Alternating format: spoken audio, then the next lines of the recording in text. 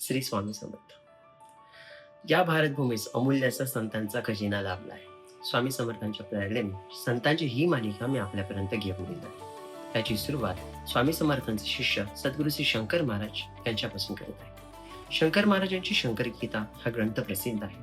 या ग्रंथामध्ये असा उल्लेख आढळून येतो की लेखक भगवंत अघोरी या शंकर महाराजांचा दृष्टांत होता. शंकर महाराजांना पाहून ते नतमस्तक होतात. शंकर महाराज त्यांना आशीर्वाद देतात तेव्हा त्यांच्या हातामध्ये त्यांना समस्त कैलास पर्वताचे दृश्य दिसते.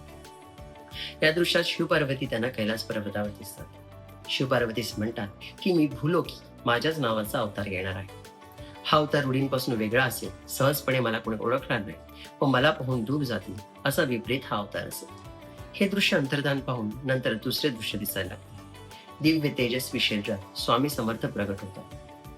जणू कोटी सूर्य एकाच वेळी प्रगटले आहेत इतके त्यांचे तेज असते.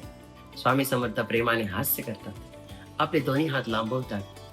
आपले दोन्ही पाय वर करून गुडके छातीपाशी नेतात. आपल्या हातांची मिठी चरणांपाशी घालतात आणि डौलाने बसतात.